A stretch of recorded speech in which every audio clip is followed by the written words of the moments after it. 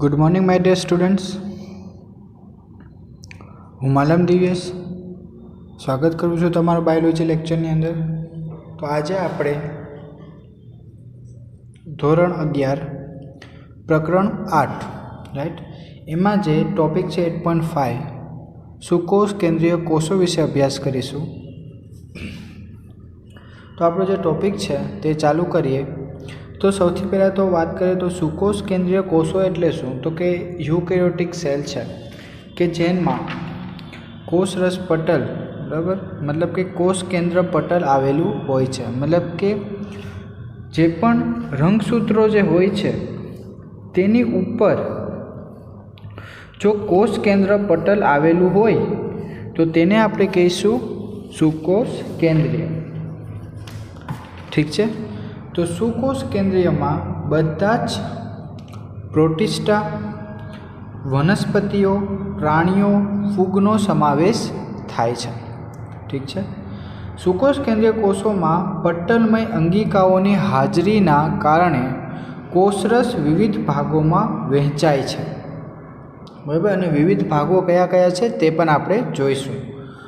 कोष केंद्रीय कोषों में कोष केंद्रीय पट्टल आवृत सुविकसित कोष केंद्र होय छे। मतलब के कोष केंद्र जो होय छे ते आवृत रीते होय छे। मतलब के कोष केंद्र ऊपर कोष केंद्र पटल आवेलुं होय छे अने ते सुविकसित कोष केंद्र होय छे। तद उपरांत विविध प्रकारना प्रचलन संकुल अने कोष रस कंकाल जेवी रचना जोवा मळे छे। आवा कोषोना आनुवांशिक द्रव्य रंगसूत्रों स्वरूपे गोठवायेला होय छे। ठीक है। आगळ जोईए तो बधा सुकोष केंद्रीय कोषो एक सरखा होता नथी। याद राखजो कि बधा सुकोष केंद्रीय कोषो एक सरखा होता नथी। वनस्पति अने प्राणी एक बाजुथी जुदा होय छे। मतलब के वनस्पति में जे सुकोष केंद्र होय छे ते पण अलग छे અને જો પ્રાણીઓની વાત કરીએ તો પ્રાણીઓની અંદર જે પણ સુકોષ કેન્દ્રીય કોષો છે તે પણ અલગ રીતે હોય છે। વનસ્પતિ કોષો કોષ દિવાલ બરાબર યાદ રાખજો કોષ દિવાલ રંજક દ્રવ્ય અને મોટી કેન્દ્રીયસ્થ રસધાની ધરાવે છે। વનસ્પતિની વાત કરીએ છીએ તો ત્યાં કોષ દિવાલ હોય છે, રંજક દ્રવ્ય હોય છે અને મોટી केंद्रस्थ रसधानी हाजर होय छे। तो हवे आपणे आ जे डायग्राम तमने आपेलो छे तेने जोईने समजवानी ट्राय करीए। पहेलुं जे डायग्राम तमने आपेलुं छे ते वनस्पति कोषनुं छे। तो वनस्पति कोषनी अंदर जो बात करीए सामान्य रीते तो सौथी उपरनुं जे आवरण जे छे ते कयुं छे तो के कोष दीवाल छे। ठीक है। कोष दीवालनी अंदर शू मतलब कोष दीवाल है सौथी बहारनो लेयर कोष दीवाल है। कोष दीवाल साथे जे जोड़ायेलुं लेयर है ते छे कोषरस पटल। ठीक है। बीजी बात करिए तो कोष केंद्रनी बात करेली है तो कोष केंद्र है अने कोष केंद्रनी अंदर शू है तो कि कोष केंद्रिका आवेली होय छे। ठीक है। बीजी बात करिए तो गोल्गिकाय होय छे। पछी कोष केंद्र पटल सौथी बहारनुं आवरण जे छे ते कोष केंद्र पटल छे बराबर। पछी कोष केंद्रिका छे अने कोष केंद्र छे बराबर। त्यारबाद रसधानी जो तमे जोशो तो वनस्पतिनी अंदर जे रसधानी होय छे ते मोटी होय छे अने जो प्राणीओनी बात करीए तो प्राणीओनी अंदर रसधानी हाजर होती नथी। होय छे तो पण ते एकदम नानी नानी होय छे। त्यारबाद कणापसूत्र रिबोसोम्स आवेला होय छे, हरितकण बराबर। पछी कोषरस आवेलुं होय छे, आपणे वात थई गई थी कोषरस। पछी पेरोक्सिसोम्स आवेला होय छे, सूक्ष्म नलिकाओ आवेली होय छे, कोषरस तंतु। पछी कणिका विहीन अंतःकोषरस जाळ। ठीक है। अने लाइसोसोम। पछी कणिकामय अंतःकोषरस जाळ मतलब के एंडोप्लाज्मिक रेटिक्युलम आ बधी ज अंगिकाओ आवेली होय छे अने तमे तेने अलग अलग रीते जोई शको छो। हवे जो कदाच आपणे प्राणी कोषनी बात करीए तो प्राणी कोषनी अंदर सौथी उपरनुं जे आवरण जे छे ते कयुं हशे तो के कोषरस पटल आवेलुं हशे बराबर। કોષરસ પટલની અંદરની જો વાત કરીએ, સૌથી પહેલાં વચ્ચેની વાત કરીએ, કોષ કેન્દ્રની વાત કરીએ તો કોષ કેન્દ્રમાં પણ કોષ કેન્દ્રિકા, સૌથી વચ્ચેનો ભાગ કોષ કેન્દ્રિકા આવેલી હશે, ઠીક છે। પછી આ શું છે તો કે કોષ કેન્દ્ર છે, અને કોષ કેન્દ્ર ઉપર શું છે તો કે કોષ કેન્દ્ર પટલ આવેલું હોય છે, બરાબર। આમાં મેઇન ઇમ્પોર્ટન્ટ તો એ જ છે કે તમે જ્યારે વનસ્પતિ કોષ કે પ્રાણી કોષ જો, બરાબર, મતલબ કે સુકોષ કેન્દ્રની વાત કરીએ તો તેમાં કોષ કેન્દ્ર પટલ આવેલું હોય છે, અને આદિકોષ કેન્દ્રમાં કોષ કેન્દ્ર પટલ આવેલું હોતું નથી। બીજી વાત કરીએ તો સૂક્ષ્મ કુરો આવેલા હોય છે, ગોલ્ગીકાય આવેલી હોય છે, ત્યારબાદ તારા કેન્દ્ર, આ એક અલગ વસ્તુ છે જે તમને ખાલી પ્રાણી કોષની અંદર જ જોવા મળે છે, વનસ્પતિ કોષની અંદર તમને તારા કેન્દ્ર જોવા મળતા નથી। ત્યારબાદ પેરોક્સિઝોમ, લાઇસોઝોમ્સ હોય છે, રિબોઝોમ્સ હોય છે, કણાભસૂત્ર હોય છે, કલિકામય અંતઃ કોષરસ ઝાડ હોય છે, કોષરસ આવેલું હોય છે। આ બધી જ વસ્તુ એક સરખી છે, ખાલી ચેન્જ ક્યાં આવશે તો કે તારા કેન્દ્રમાં, પછી સૂક્ષ્મ કુરોમાં, આ બધી જે વસ્તુ છે તે અલગ હોય છે। હવે આપણે થિયરી બેઝિસ ઉપર જોવા જઈએ, જેમ આપણે આગળ વાત કરી ગયા છે કે જો આપણે વનસ્પતિ કોષોની વાત કરીએ તો વનસ્પતિ કોષોની અંદર તમને કોષ દિવાલ, પછી રંજક દ્રવ્ય અને કોષ કેન્દ્રસ્થ રસધાની, બરાબર, તેની અંદર હાજર હોય છે। પણ જો પ્રાણીઓની વાત કરીએ તો પ્રાણી કોષોમાં તેનો અભાવ હોય છે, મતલબ કે તમને કોષ દિવાલ, પછી રંજક દ્રવ્ય અને કેન્દ્રસ્થ રસધાની, આ ત્રણેયનો અભાવ હોય છે। બીજી બાજુએ પ્રાણી કોષોમાં તારા કેન્દ્ર જોવા મળે છે। આ હમણાં જ આપણી વાત થઈ જ્યારે ડાયાગ્રામ મેં તમને એક્સપ્લેન કર્યું ત્યારે, કે તારા કેન્દ્ર જે છે તે તમને ખાલી પ્રાણી કોષોની અંદર જ જોવા મળે છે, તે તમને વનસ્પતિ કોષોની અંદર જોવા મળતું નથી, જેના લગભગ મોટા ભાગની વનસ્પતિ કોષોમાં તેનો અભાવ હોય છે, ઠીક છે। હવે આપણે આગળ વાત કરીએ તો કોષ કેન્દ્ર પટલ, હવે એક પછી એક જેટલા પણ આપણે સ્તર જોયા કે અંગિકાઓ જોઈ છે તેના વિશે આપણે વાત કરીશું। સૌથી પહેલાં આપણે વાત કરીશું કોષ રસ પટલ, જેને આપણે કહીએ છીએ સેલ મેમ્બ્રેન, બરાબર।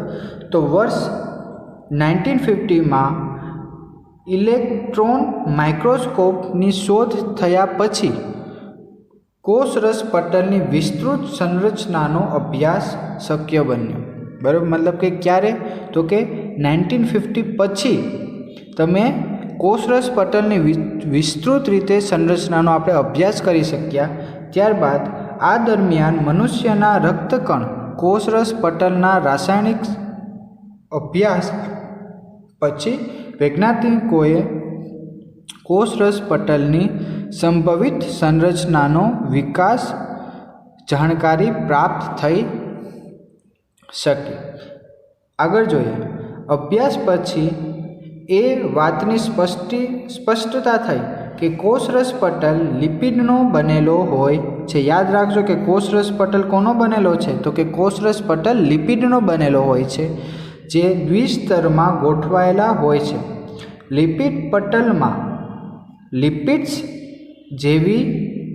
એવી રીતે ગોઠવાયેલા હોય છે જેના ધ્રુવીય શીર્ષ બહારની તરફ, જ્યારે જલ વિતરાગી પૂંછડી અંદરની તરફ હોય છે। તો જો તમને લોકોને ડાયાગ્રામ બતાવીશ, જો આ ડાયાગ્રામ જે છે ને તેના ઉપર તમને ખ્યાલ આવશે। આપણે શું વાત થઈ તો કે લિપિડ જે હોય છે તે કોષરસમાં હાજર હોય છે, બરાબર। બીજી વસ્તુ તો કે તે કેવું હોય છે તો કે દ્વિસ્તરીય હોય છે। તો હવે તમે અહીં જો આ જે તમને બ્લુ કલરના જે સર્કલ્સ દેખાય છે ને, રાઉન્ડ રાઉન્ડ, નીચે પણ તમને સર્કલ્સ દેખાય છે, એ બધા લિપિડ્સ જ છે। પણ શું કીધું છે, આ જે લિપિડ્સના જે ગોલ ગોલ રાઉન્ડ દેખાય છે તે બધા તેના શીર્ષ છે, મતલબ કે માથું છે તેનું, અને તે કઈ બાજુ હશે તો કે ધ્રુવીય બાજુ, મતલબ કે ઉપરની બાજુ છે, ઠીક છે। આ બે બાજુ, ઉપરની બાજુ અને નીચેની બાજુ, બંને બાજુ ધ્રુવીય શીર્ષ આવેલું હોય છે, અને તેની જે પૂંછડી હોય છે, શીર્ષ સાથે જે આ તમને બ્લેક કલરની જે લાઈન દેખાય છે ને, આ બધી જ લાઈન, તે બધી શું છે, તેની પૂંછડી છે, અને તે કઈ બાજુ છે તો કે અંદરની તરફ તમને જોવા મળે છે। ત્યારબાદ આનાથી સ્પષ્ટ થાય છે કે સંતૃપ્ત હાઇડ્રોકાર્બનની બનેલ અધ્રુવીય પૂંછડી જલકૃત પર્યાવરણથી રક્ષિત હોય છે. એટલે શું થાય તો કે તેની અંદર જલકૃત મતલબ કે પાણી જે છે તેને અંદર આવવા દેતું નથી. મતલબ કે લિપિડ જે છે, લિપિડ બાયલેયર કાં તો આપણે દ્વિસ્તરીય લિપિડ જે છે તે શું કરે છે તો કે પાણી જે બહારની બાજુથી અંદરની બાજુ આવે છે તેને રોકે છે, અટકાવે છે. મુખ્યત્વે પટલમાં જોવા મળતા લિપિડનો ઘટક ફોસ્ફોગ્લિસરાલ્ડિહાઇડનો બનેલો હોય છે. લિપિડ્સ કોનું બનેલું હોય છે તો કે ફોસ્ફોગ્લિસરાલ્ડિહાઇડનો બનેલો હોય છે. ત્યાર પછી જૈવ રાસાયણિક સંશોધનની સ્પષ્ટ થયું કે કોષરસ પટલ પ્રોટીન પ્રોટીન તેમજ કાર્બોદિત પણ ધરાવે છે. પહેલાં શું આપણે વાત થઈ તો કે કોષરસ પાસે ખાલી લિપિડ હોય છે, પણ જ્યારે આપણે રાસાયણિક પ્રક્રિયા કરી બરાબર ત્યારબાદ આપણે મતલબ કે રાસાયણિક સંશોધન થ્રુ આપણે ખબર પડી કે કોષરસ પટલમાં પ્રોટીન અને કાર્બોદિતનું પણ પ્રમાણ આવેલું હોય છે. જુદા જુદા કોષોમાં લિપિડ અને પ્રોટીનનું પ્રમાણ જુદું જુદું હોય છે. એ તો આપણે ખ્યાલ આવી જ જાય કે અલગ અલગ કોષો જે હશે એટલે અલગ અલગ કોષોની અંદર જે લિપિડ અને જે પ્રોટીનનું જે પ્રમાણ જે છે તે કેવું હશે તો કે જુદું જુદું હોય છે. મનુષ્યના રક્તકણમાં પટલમાં લગભગ 52% પ્રોટીન મતલબ કે રક્તકણની વાત કરેલી છે મનુષ્યના, તો તેની અંદર 52% પ્રોટીન અને 40% લિપિડ આવેલ હોય છે અને જે 10% હશે તે બીજી બધી વસ્તુ. પટલમાં આવેલા પ્રોટીનને અલગીકૃત કરવાની ક્ષમતાના આધારે તેને અંતઃગત અને પરિધીય પ્રોટીન જેવા ભાગોમાં વર્ગીકૃત કરી શકાય છે. હવે પરિધીય પ્રોટીન પટલની બાહ્ય સપાટી પર આવેલા હોય છે બરાબર. મતલબ કે અંતર્ગત તો નામ ઉપરથી જ તમને ખબર પડી જાય કે તે અંદરની બાજુ જે પ્રોટીન આવેલા હોય છે તેને આપણે શું કહીશું તો કે અંતઃગત. અને જે પરિધીય પ્રોટીનની વાત કરી તો તે શું છે તો કે બહારની સપાટી બાજુ જે પણ પ્રોટીન આવેલા હોય છે તેને આપણે શું કહીશું તો કે પરિધીય પ્રોટીન કહીશું.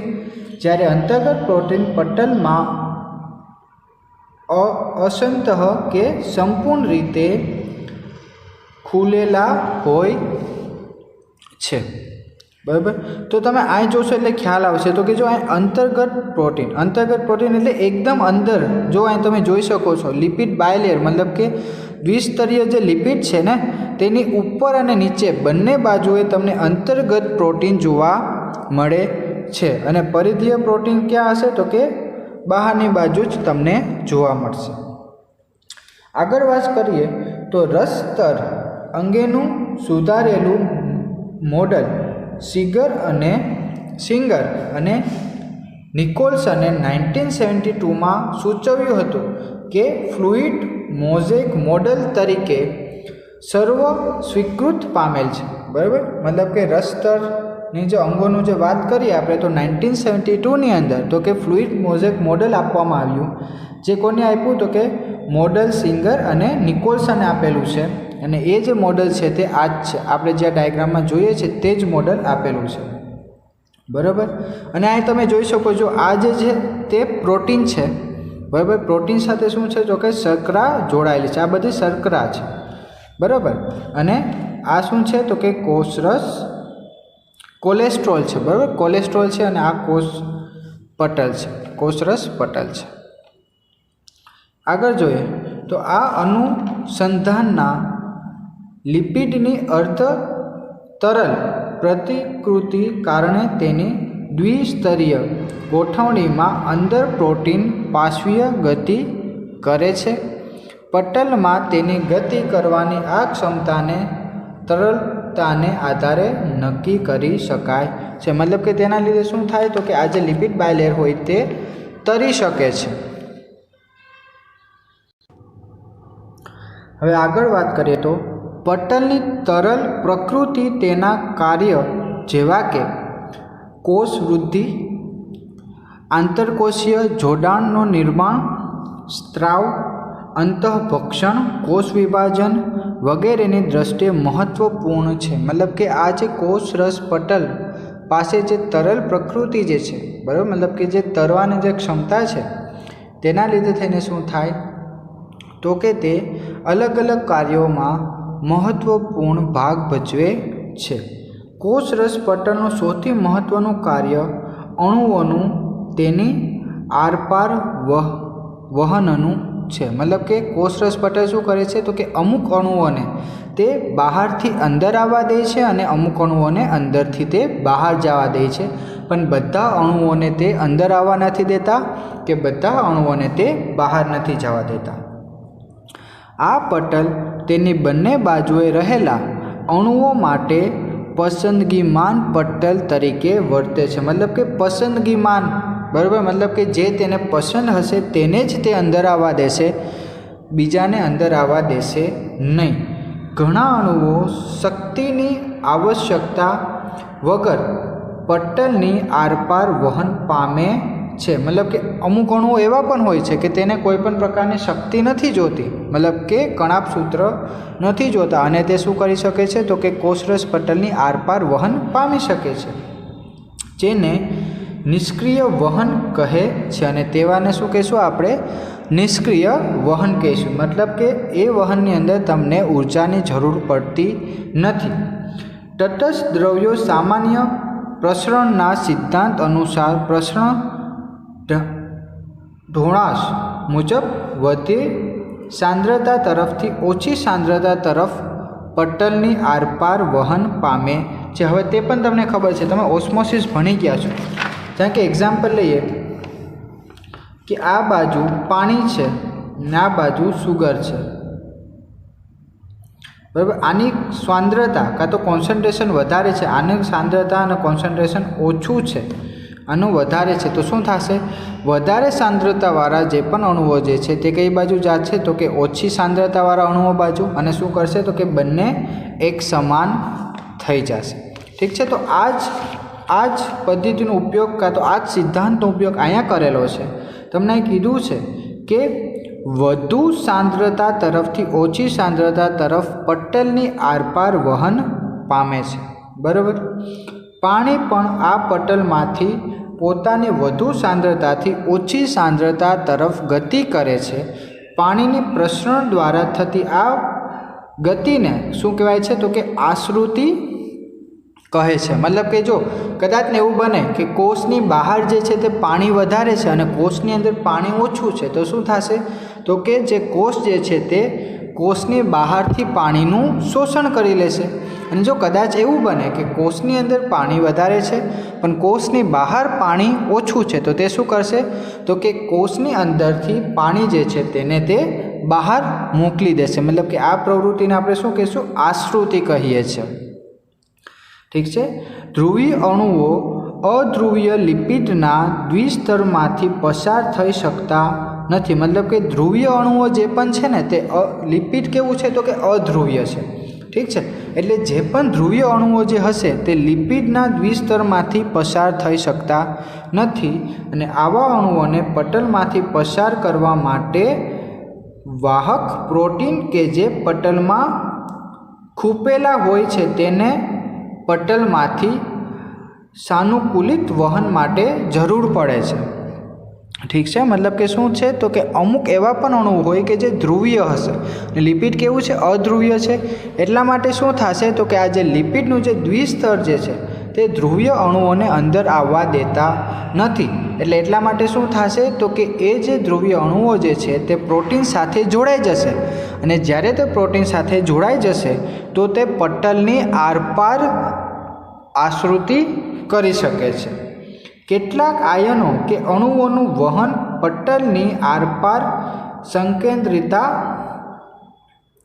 ઢાળોશની વિરુદ્ધ દિશામાં થાય છે. એટલે કે ઓછી સાંદ્રતાથી વધુ સાંદ્રતા તરફ આ વહન ક્રિયાશીલતા આધારિત છે. મતલબ કે શું કીધું છે? વધુ સાંદ્રતાથી કઈ બાજુ જાય છે તો કે અમુક વાર એવું પણ બને, અત્યાર સુધી આપણે શું જોયું છે તો કે વધુ સાંદ્રતામાંથી ઓછી સાંદ્રતા તરફ વહન કરે છે, પણ અમુક વાર એવું પણ બને કે કેટલાક આયનો કાં તો અણુઓ જે હોય છે ને તે શું કરે છે તો કે ઓછી સાંદ્રતાથી ને તે વધુ સાંદ્રતા તરફ વહન પામતા હોય.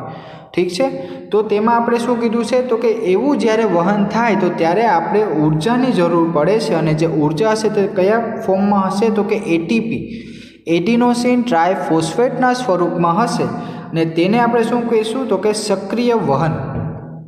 બરાબર, પહેલાં આપણે નિષ્ક્રિય વહન જોયું। નિષ્ક્રિય વહનની અંદર તમને ઉર્જાની જરૂર પડતી નથી। આશ્રુતિ જોયું। આશ્રુતિની અંદર શું કીધું કે જે બાજુ વધારે સાંદ્રતા હશે વધુ સાંદ્રતા તરફથી ઓછી સાંદ્રતા તરફ તે વહન પામે છે।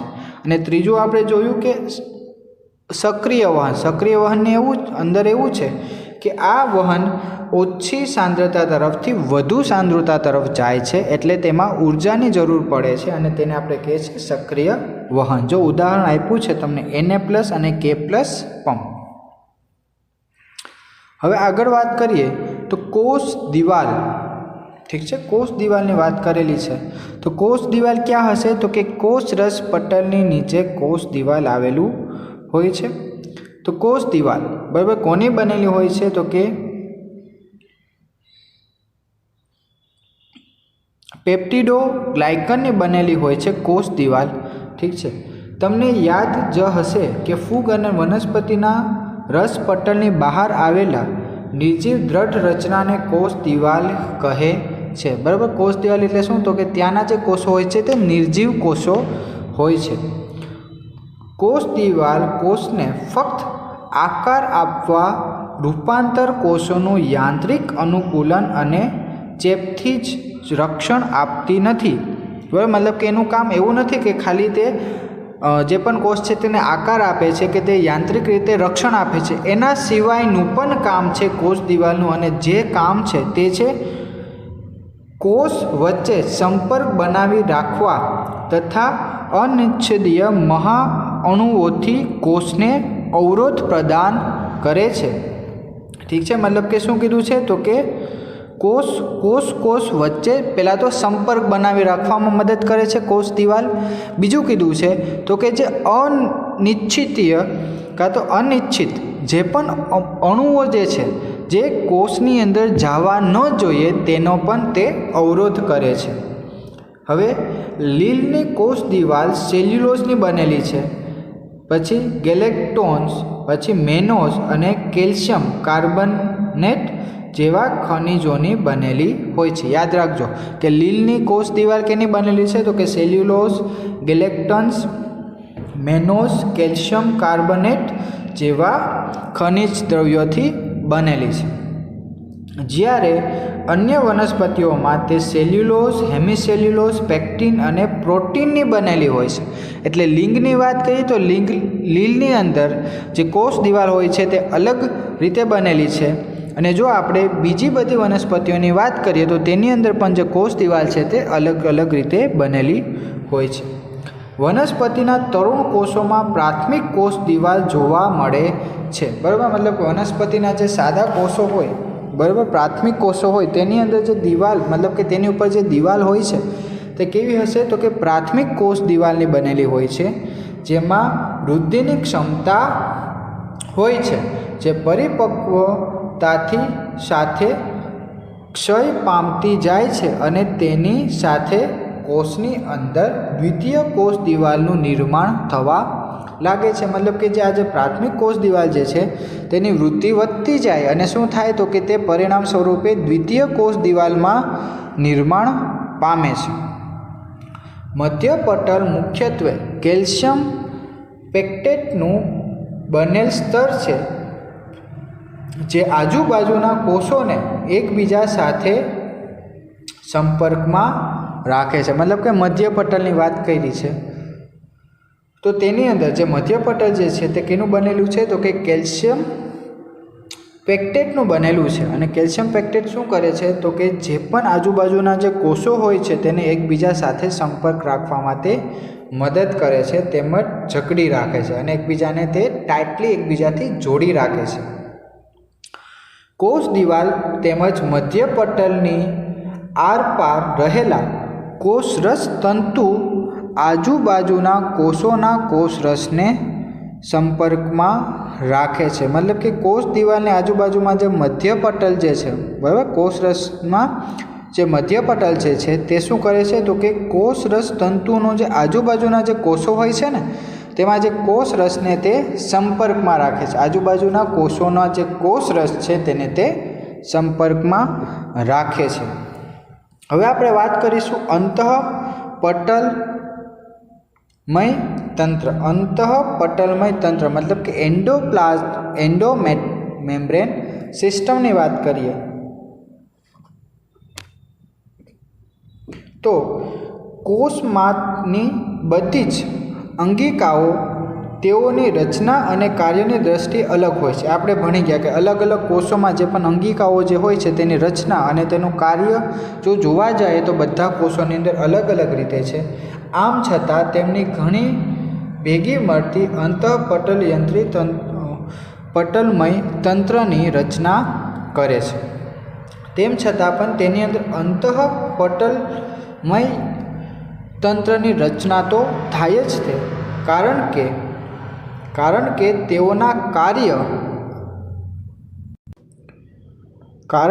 તેઓના કાર્ય એકબીજાના સંકલનથી થતા હોય છે. મતલબ કે આની અંદર શું છે, જો આપણે ઘણી બધી અંગિકાઓ તો જોઈ બરાબર, પણ તેનું જે કાર્ય જે હોય છે ને, એક અંગિકાનું કાર્ય કોઈ બીજી અંગિકા સાથે તે જોડાયેલું જ હોય છે. મતલબ કે બધા એકબીજા સાથે સંકલન પામેલા હોય છે, એકબીજા દ્વારા તે બધું કામ થાય છે. અંતઃકોષરસ ઝાડ ગોલ્ગીકાય, યાદ રાખજો, જો શું કીધું છે, અંતઃકોષરસ ઝાડ ગોલ્ગીકાય, લાઇસોઝોમ્સ અને રસધાનીઓને અંતઃપટલમય તંત્રનો ભાગ માનવામાં આવે છે. બરાબર, 4 વસ્તુ કીધી છે. કઈ તો કે અંતઃકોષરસ ઝાડ, ગોલ્ગીકાય, લાઇસોઝોમ્સ અને રસધાની, આ ચારેયને અંતઃપટલમય તંત્રનો ભાગ ગણવામાં આવે છે. યાદ રાખજો, ઠીક છે. હવે બીજી વાત કરીએ તો કણાભસૂત્ર, હરિતકણ અને પોલિક્ઝોમનું સંકલન ઉપરના પટલમય તંત્ર સાથે ન હોય તેઓને અંતઃપટલમય તંત્રનો ભાગ ગણવામાં આવતો નથી. મતલબ કે જો આપણે વાત કરીએ કે કણાભસૂત્ર, હરિતકણ અને પેરોક્સિઝોમ જે છે તેને આપણે અંતઃપટલમય તંત્રનો ભાગ ગણતા નથી, એટલે એને આપણે અલગથી એક્સપ્લેન કરીશું, ઠીક છે. પણ જો વાત કરીએ, વસ્તુ સમજવા જેવી છે કે અંતઃકોષરસ ઝાડ, ગોલ્ગીકાય, લાઇસોઝોમ્સ અને રસધાનીઓ જે છે તે ચારે ચાર એકબીજા સાથે સંકળાયેલા હોય છે, એટલે એને આપણે શું કહીએ છીએ તો કે અંતઃપટલમય તંત્રનો ભાગ છે. બરાબર, પણ જે પણ અંતઃપટલમય સાથે જોડાયેલા હોતા નથી, મતલબ કે સંપર્કમાં હોતા નથી, તેને આપણે શું કહીશું તો કે તે અંતઃપટલમય તંત્રનો ભાગ ગણતા નથી. તો હવે આપણે અંતઃપટલમય તંત્રના ભાગ સ્વરૂપે પહેલું જે જોઈશું તે છે અંતઃકોષરસ ઝાડ, એન્ડોપ્લાઝમિક રેટિક્યુલમ. આ જે ડાયાગ્રામ જે છે ને તે અંતઃકોષરસ ઝાડનું છે. બરાબર, તો તમે જોઈ શકો છો સૌથી અંદરનો ભાગ શું છે તો કે કોષ કેન્દ્ર. બરાબર, કોષ કેન્દ્રની ઉપર અહીં તમે જોઈ શકો છો કે કોષ કેન્દ્રીય પટલ આવેલું છે. મતલબ કે કોષ કેન્દ્ર પટલની ઉપર તમને ઘણા બધા છિદ્રો દેખાય છે, ઠીક છે. ત્યારબાદ તમને કીધું છે આ જે છે તે શું છે, કણિકામય અંતઃકોષરસ ઝાડ, મતલબ કે એન્ડોપ્લાઝમિક રેટિક્યુલમ છે અને તેની સાથે રિબોઝોમ જે છે તે જોડાયેલા છે. બરાબર, એટલે 2 પ્રકારના કોષરસ ઝાડ હોય છે. બરાબર, અંતઃકોષરસ ઝાડ 2 પ્રકારના હોય છે. એક શું છે તો કે કણિકામય અંતઃકોષરસ ઝાડ, મતલબ કે એવું અંતઃઝાડ કે જેમાં રિબોઝોમ્સ હાજર હોય તો તેને આપણે કહીશું કણિકામય અંતઃકોષરસ ઝાડ. પણ જો કદાચ એવું બને, આ બાજુનો તમે આ એટલો ભાગ જો તો ત્યાં પણ શું છે તો કે અંતઃકોષરસ ઝાડ તો હાજર છે, પણ ત્યાં તમને કણિકાઓ મતલબ કે રિબોઝોમ્સ જોવા મળતા નથી, એટલે આપણે આને શું કહીશું તો કે કણિકા વિહીન અંતઃકોષરસ ઝાડ, મતલબ કે કણિકા વિહીન મતલબ કે રિબોઝોમ્સ હાજર નથી. હવે આગળ વાત કરીએ તો ઇલેક્ટ્રોન માઇક્રોસ્કોપિક અભ્યાસ પરથી ખ્યાલ આવ્યો કે સુકોષ કેન્દ્રીય કોષોના સમગ્ર કોષરસમાં પથરાયેલા નાની નલિકામય રચનાને જાણીને અંતઃકોષરસ ઝાડ કહીએ છીએ। નાની નાની રચનાઓ કે નલિકામય રચનાઓ આવેલી હોય છે જેને આપણે કહીએ છીએ અંતઃકોષરસ ઝાડ। આ ડાયાગ્રામ ઠીક છે। આથી ER એટલે અંતઃકોષરસ ઝાડ કાં તો એન્ડોપ્લાઝમિક રેટિક્યુલમ આંતરકોષીય અવકાશને બે ભાગમાં વિભાજિત કરે છે। બે ભાગ છે, એક તો કયું તો કે કણિકામય અંતઃકોષરસ ઝાડ, બીજું છે કણિકા વિહીન અંતઃકોષરસ ઝાડ। તો તે જ જોઈએ। પટલમાં ERની અંદરના બાહ્ય પટલમાં કોષરસમાં મુખ્યત્વે રિબોઝોમ ERની બાહ્ય સપાટી પર ચોટેલા હોય છે, બરાબર। બહારની સપાટી ઉપર શું ચોટેલું હોય છે તો કે રિબોઝોમ્સ ચોટેલા હોય છે। અંતઃકોષરસ ઝાડની બાહ્ય સપાટી પર રિબોઝોમ્સ ગોઠવાયેલા હોય તો તેને ખરબચડી અંતઃકોષરસ ઝાડ કાં તો આપણે શું કહીએ છીએ તો કે કણિકામય અંતઃકોષરસ ઝાડ કહીએ છીએ। પણ જો કદાચને બહારની સપાટી ઉપર રિબોઝોમ્સની ગેરહાજરીના કારણે અંતઃકોષરસ ઝાડ લીસી લાગે છે, બરાબર। મતલબ કે બહારની સપાટી ઉપર રિબોઝોમ્સ હાજર નથી એટલે એ સપાટી કેવી લાગશે? આપણે લીસી સપાટી લાગશે, જેને આપણે કહીશું રિબોઝોમની ગેરહાજરીના કારણે અંતઃકોષરસ ઝાડ લીસી લાગે છે તેને લીસી કાં તો કણિકા વિહીન અંતઃકોષરસ ઝાડ કહીએ છીએ। એકદમ ઇઝી છે, ઠીક છે। આગળ વાત કરીએ। જે કોષો પ્રોટીન સંશ્લેષણ અને સ્ત્રાવમાં સક્રિય રીતે ભાગ લે છે તેને કણિકામય અંતઃકોષરસ ઝાડ સાથે સંકળાયેલા હોય છે। મતલબ કે જે પણ સ્ત્રાવ કાં તો જે પણ અંતઃકોષરસ ઝાડ જે પ્રોટીન સંશ્લેષણમાં, બરાબર, મતલબ કે પ્રોટીનને બનાવવામાં કાં તો સ્ત્રાવમાં જે સક્રિય ભાગ લે છે, બરાબર, મતલબ કે જે ભાગ લેતા હોય છે તેને આપણે શું કહીશું તો કે કણિકામય અંતઃકોષરસ ઝાડ સાથે તે સંકળાયેલા હોય છે। મતલબ કે RER ખૂબ જ વિસ્તરેલ હોય છે અને તે બાહ્ય કોષ કેન્દ્ર પટલથી શરૂ થાય છે। મતલબ કે આ જે કોષ કેન્દ્ર પટલ હોય ને ત્યાંથી જ તે તેની સાથે જોડાયેલા હોય છે, બરાબર। મતલબ કે આ બધા રિબોઝોમ છે અને રિબોઝોમનું કામ શું છે આપણે આગળ પણ જોઈ ગયા છે કે રિબોઝોમનું કામ છે તો કે પ્રોટીન સંશ્લેષણ, ઠીક છે। લીસી અંતઃકોષરસ ઝાડ લિપિડ સંશ્લેષણનું મુખ્ય સ્થાન છે। તે જગ્યા ઉપર શું થાય છે તો કે લિપિડનું સંશ્લેષણ થાય છે। એટલે યાદ રાખજો કે જે કણિકામય અંતઃકોષરસ ઝાડ જે છે ત્યાં કોનું સંશ્લેષણ થાય છે તો કે પ્રોટીનનું, બરાબર। મતલબ કે RERની અંદર પ્રોટીનનું સંશ્લેષણ થાય છે, જ્યારે SER મતલબ કે કણિકા વિહીન અંતઃકોષરસ ઝાડની અંદર કોનું સંશ્લેષણ થાય છે તો કે લિપિડનું સંશ્લેષણ થાય છે। આ તમે ધોરણ 9ની અંદર પણ અભ્યાસ કરી ચૂક્યા છો। પ્રાણી કોષોમાં સ્ટીરોઇડ અંતઃસ્ત્રાવો જેવા લિપિડનું સંશ્લેષણ લીસી અંતઃ સપાટીમાં થાય છે, ઠીક છે। તો આપણે વાત થઈ અંતઃકોષરસ ઝાડ। હવે આપણે વાત કરીશું ગોલ્ગી પ્રસાધન, બરાબર। ગોલ્ગી પ્રસાધન કાં તો ગોલ્ગી એપેરેટસ। જે ગોલ્ગી પ્રસાધન મતલબ કે ગોલ્ગી જે નામ છે ને તે સાયન્ટિસ્ટ ઉપરથી જ આપવામાં આવ્યું છે કે ગોલ્ગી નામનો સાયન્ટિસ્ટ હતો કેમિલો ગોલ્ગી, બરાબર। કેમિલો ગોલ્ગી નામનો જે સાયન્ટિસ્ટ હતો તેમણે સૌપ્રથમ કેન્દ્રની નજીક મતલબ કે કોષ કેન્દ્રની નજીકના સ્થાનમાં તેને અભિરંજિત જાલિકામય રચનાનો જોઈ જેને શું નામ આપ્યું તો કે ગોલ્ગીકાય નામ આપવામાં આવ્યું। જો જોઈએ તો કેમિલો ગોલ્ગીએ 1898માં સૌપ્રથમ કોષ કેન્દ્રની નજીક ઘટ અભિરંજિત જલિકામય રચનાના જોઈ જેને પછી તેઓએ નામ પરથી ગોલ્ગીકાય તરીકે ઓળખવામાં આવી। મતલબ કે સાયન્ટિસ્ટે જેને તેને ગોતેલું છે તેના નામ ઉપરથી જ આનું નામ આપી દેવામાં આવ્યું જેને આપણે કહીએ છીએ ગોલ્ગીકાય, બરાબર। મતલબ કે ગોલ્ગી પ્રસાધન। આ ઘણી બધી ચપટી બિંબ આકારની કોથળી કે સિસ્ટનીઓની બનેલી હોય છે, સિસ્ટીનની બનેલી હોય છે। મતલબ કે જો આ જે છે ને આ બધી જગ્યાઓ તે શું છે તો કે સિસ્ટનીઓની બનેલી છે, एक वस्तु बीजी कि आ जे गोल्गी काय जे छे ते डायरेक्टली कोनी साथे जोड़ायेली हशे तो कि अंतःकोषरस जाळ साथे ते डायरेक्टली जोड़ायेली हशे।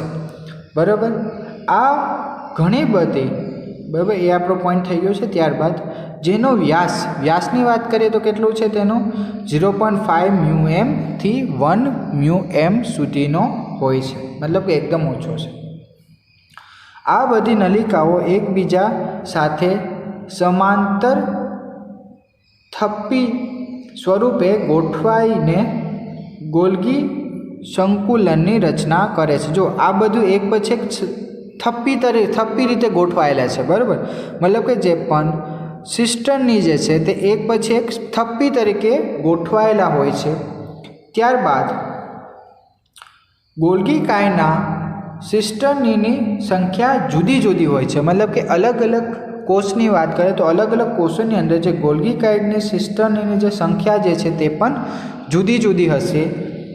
गोल्गी सिस्टमनी कोष केंद्रनी नजीक संकेंद्रित होय छे, जेमां निर्माणकारी सपाटी बहिगोળ शीर्ष अने परिपक्व सपाटी अंतःगोળ ट्रांस होय छे। मतलब कि बे सपाटी धरावे छे, एक तो बहिगोળ शीर्ष होय छे, बराबर, ते सपाटी उपर होय छे, मतलब कि निर्माणकारी सपाटी उपर होय छे, अने परिपक्व सपाटी साथे जे जोड़ायेलुं होय छे तेने आपणे कहीए छे अंतःगोળ ट्रांस।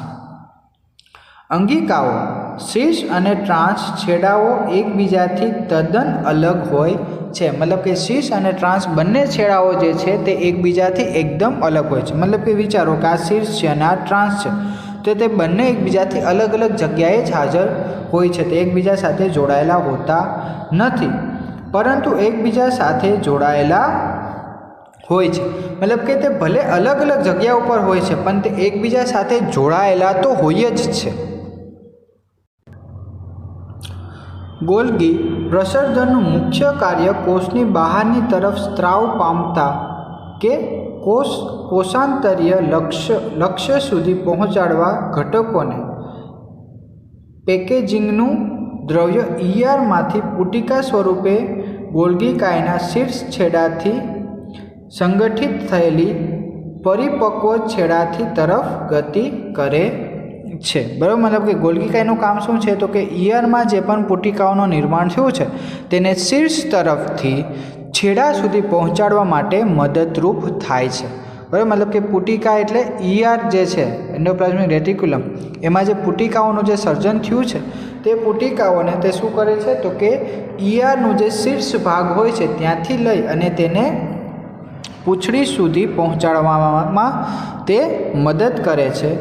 आ समजावे छे के शा माटे गोल्गी प्रसर्जन अंतःकोषरस जाळ गांठ संपर्क में रहे छे। आ पण मैं तमने वस्तु कही दीधी थी आगळ ज के जे पण गोल्गी प्रसर्जन जे छे ते अंतःकोषरस जाळ साथे ते गांठ रीते ते जोड़ायेला होय छे, संपर्क में होय छे।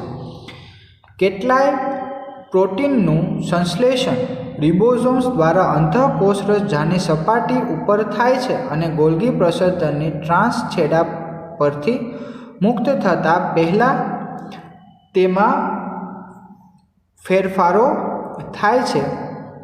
त्यारबाद गोल्गी काय ए ग्लाइकोलिपिड अने ग्लाइकोप्रोटीन्सनुं मुख्य निर्माण स्थान छे। मतलब कि जो ग्लाइकोप्रोटीन अने बीजुं आपणे कीधुं छे तो कि ग्लाइकोलिपिड ए बंने निर्माण थाय छे, आपणे खबर छे कि ईआर में थाय छे। बराबर, आरईआर एनी अंदर शुं कीधुं तो आपणे प्रोटीननुं निर्माण थाय छे अने एसीआर जे छे त्यां लिपिडनुं निर्माण थाय छे। पण ए निर्माण स्थान कयुं छे तो कि गोल्गी काय जे छे ने ते तेनुं निर्माण स्थान छे। हवे आपणे वात करीशुं लाइसोसोमनी वात करीए तो आ पटलमय पुटिकीय संरचनाओ होय छे जे पेकेजिंग क्रिया द्वारा गोल्गी प्रसर्जनमांथी निर्माण पामे छे। बराबर, मतलब कि ज्यारे पेकेजिंग थतुं होय छे, बराबर, मतलब कि गोल्गी प्रसर्जनमां ज्यारे पेकेजिंग थतुं होय छे, पुटिकाओ सर्जन थती होय छे अने ए जे पुटिकाओ जे छे तेने आपणे कहीए छीए लाइसोसोम्स। बराबर, मुक्त थयेला लाइसोसोम्स पुटिकाओमां बधा ज प्रकारना હાઇડ્રોલાઇટિક ઉત્સેચકો જોવા મળે છે। એક વસ્તુ યાદ રાખવાની છે કે જે લાઇઝોઝોમની જે પુટિકાઓ હોય છે તેની અંદર શું હાજર હોય છે તો કે હાઇડ્રોલાઇટિક ઉત્સેચકો હાજર હોય છે। અને જે હાઇડ્રોલાઇટિક ઉત્સેચકો હોય છે તેનું કામ શું છે તો કે જે પણ ખોરાક હોય તેને તોડવાનું, બરાબર, મતલબ કે બ્રેકડાઉન કરવાનું કામ હોય છે। જેવા કે હાઇડ્રોલેસ, લાઇપેસ, બીજું કીધું છે પ્રોટીએસ અને કાર્બોક્સિલેસ અને ન્યુક્લિયસ જેવા જોવા મળે છે। એજ લાગેલું છે, મતલબ કે પાછળ એજ લાગેલું છે એટલે આપણે શું કહીશું તે બધા કેવા છે તો કે ઉત્સેચકો છે જે ઇષ્ટતમ પીએચમાં સાર્વત્રિક રીતે સક્રિય હોય છે। મતલબ કે જ્યારે પીએચ વધારે હશે ત્યારે તે સાર્વત્રિક રીતે તે સક્રિય હોય છે। આ ઉત્સેચકો અનુક્રમ લિપિડ્સ, પ્રોટીન્સ, કાર્બોદિતો અને ન્યુક્લિયસ એસિડના પાચન માટે સક્ષમ હોય છે। મતલબ કે જો લિપિડનું પાચન કરવું હશે તો કોણ જોશે આપણે તો કે લાઇપેસ જોશે। પછી જો પ્રોટીનનું પાચન કરવું હશે તો પ્રોટીએસ, કાર્બોદિતનું પાચન કરવા માટે કાર્બોહાઈડ્રેટ્સ અને ન્યુક્લિક એસિડનું પાચન કરવા માટે ન્યુક્લિયસનો ઉપયોગ થાય છે, બરાબર। હવે છેલ્લી વાત કરીએ તો રસધાની, જેને કહે છે વેક્યુલ્સ, બરાબર। તો વેક્યુલ્સ જે હોય છે તે આપણે હમણાં જ જોઈ ગયા છે કે રસધાની જે છે તે વનસ્પતિ કોષોની અંદર રસધાની એકદમ મોટી હોય છે, બરાબર, મતલબ કે 90% ભાગ જે હોય છે ને વનસ્પતિ કોષોની અંદર તે રસધાનીનો હોય છે અને 10%ની અંદર બીજો બધા ભાગ આવેલા હોય છે। પણ જો પ્રાણી સૃષ્ટિની વાત કરીએ કે પ્રાણીઓમાં તમને રસધાનીઓ જે હોય છે તે અમુક વાર જ જોવા મળે છે અને એનો ભાગ એકદમ નાનો હોય છે, મતલબ કે થોડાક પ્રમાણમાં રસધાનીઓ જોવા મળે છે। કોષ રસમાં પટલ દ્વારા ઘેરાયેલા જગ્યાને રસધાની કહે છે, એ આપણે ભણી ગયા, બરાબર। તેમાં પાણી, રસ, ઉત્સર્ગ પદાર્થ અને અન્ય દ્રવ્યો કે જે કોષ માટે ઉપયોગી નથી તેવા દ્રવ્યો જોવા મળે છે। મતલબ કે જે દ્રવ્યો કોષ માટે ઉપયોગી નથી તે બધા જ દ્રવ્યો ક્યાં તમને જોવા મળે છે તો કે રસધાનીની અંદર જોવા મળે છે। રસધાની એક પટલથી ઘેરાયેલા રચના છે જેને ટોનોપ્લાસ્ટ રસધાની પટલ કહે છે। ટોનોપ્લાસ્ટ કહેવાય છે, બરાબર, મતલબ કે રસધાની ઉપર એક પટલ આવેલું હોય છે જેને આપણે કહીએ છીએ ટોનોપ્લાસ્ટ, બરાબર। વનસ્પતિ કોષોમાં કુલ કોષોના 90% જગ્યા રસધાનીની રોકાયેલ હોય છે। 90% તો રસધાની જ રોકી દે છે વનસ્પતિ કોષોની અંદર। વનસ્પતિમાં ઘણા બધા આયનો તેમજ અન્ય પદાર્થો સંકેન્દ્રણ ઢોળાશની વિરુદ્ધ રસધાની પટલ દ્વારા રસધાનીમાં સાનુકૂલિત વહન પામે છે। આ કારણસર તેઓની સાંદ્રતા રસધાનીમાં કોષરસની સાપેક્ષમાં ઘણી વધારે છે, બરાબર। મતલબ કે શું કીધું છે તો કે જે પણ વનસ્પતિઓ જે હોય છે વનસ્પતિઓની અંદર તમને વાત કરેલી છે કે રસધાની જે હોય છે, બરાબર, રસધાની જે પટલ હોય છે તે શું કરે છે તો કે રસધાનીમાં સાનુકૂલિત વહન કરવા માટે તે જવાબદાર હોય છે। ને તે જ કારણસર જો રસધાનીની જો સાંદ્રતાની વાત કરીએ તો તે કોષરસ પટલની સાપેક્ષમાં વધારે હોય છે, મતલબ કે કોષરસ ધાનીની સાંદ્રતા વધારે હશે કોષરસની સાપેક્ષમાં, કોષરસ કરતાં। અમીબામાં આંકુચક રસધાની ઉત્સર્જન માટે મહત્વપૂર્ણ હોય છે। ઘણા બધા કોષો જેવા કે પ્રોટિસ્ટામાં અન્નધાનીનું નિર્માણ ખાદ્ય પદાર્થોના ગ્રહણ કરવા માટે થાય છે, મતલબ કે અલગ અલગ પ્રકારના જે કોષો હોય છે તે રસધાનીનો ઉપયોગ અલગ અલગ રીતે કરે છે। અમુક એ કોષે સજીવ શું કરે છે તો કે રસધાની દ્વારા તે જે પણ ખોરાક જે છે તેને પાચન કરવામાં મદદરૂપ કરે છે, બરાબર, મતલબ કે અન્નધાની તરીકે તે વર્તે છે। અમુક શું કરે છે તો કે આંકુચક, બરાબર, આંકુચક રસધાની મતલબ કે તે શું કરે છે તો કે તેની અંદર પણ એ જ પ્રક્રિયા, મતલબ કે જે પણ ખોરાક જે છે તેનું પાચન કરશે અને તેમાંથી જે પણ પોષણ દ્રવ્યો છે તેને શોષી લેશે અને જે કચરો જે છે તેને તે બહાર ફેંકી દે છે, ઠીક છે। તો હવે આપણે જે આગળ વધીશું त्यारे आपणे जोईशुं के कणाप सूत्र शुं छे। हवे आपणे जोईशुं कणाप सूत्र। कणाप सूत्र ने ज्यां सुधी विशिष्ट रीते अभिरंजित करवामां नथी आवता त्यां सुधी माइक्रोस्कोप द्वारा तेने निहाળી शकातुं नथी। मतलब कि जो तमने कहेवा एम मांगे छे कि जे कणाप सूत्र जो होय छे ज्यां सुधी तेने विशिष्ट रीते बराबर तेने अभिरंजित करवा माटे एक अलग ज प्रक्रियानो यूज थाय छे अने ते प्रक्रिया द्वारा ज तमे जे कणाप सूत्र जे छे तेने तमे माइक्रोस्कोपनी अंदर जोई शको छो। प्रत्येक कोषोमां कणाप सूत्रनी संख्या जुदी जुदी होय छे बराबर। मतलब कि अलग अलग प्राणीओनी अंदर जे अलग अलग कोषो होय छे तो अलग अलग कोषोनी अंदर पण जे कणाप सूत्रनो जे पण संख्या जे छे ते पण अलग अलग होय छे, जेनो आधार कोषोनी देहधार्मिक क्रियाशीलता पर होय छे। मतलब के कोषोने शुं काम करवानुं छे अने कई जग्या उपर स्थित छे तेना उपर आधारित हशे कि कणाप सूत्रनी संख्या केटली छे। तेना आकार अने कदमां पण नोंधनीय विविधता जोवा मळे छे। ते रकाबी आकारना के नळाकार होय छे जे 0.2 थी 1.0 माइक्रोमीटर व्यास अने 1.0 थी 1.4 माइक्रोमीटर लंबाई धरावे छे। तो तमने अहींया कणाप सूत्रनुं डायग्राम बतावेलुं छे, तमे जोई शको छो। सौथी बहारनुं जे पटल जे छे तेने आपणे शुं कहीए छे, बाह्य पटल कहीए छे। बाह्य पटलनी अंदर पण एक पटल आवेलुं होय छे जेने आपणे कहीए छे अंतःपटल। मतलब के कणाप सूत्रनुं जे बहारनुं जे पटल होय छे तेमां बे अलग अलग विभाजन थाय छे, एक छे बाह्य पटल अने बीजुं छे अंतःपटल।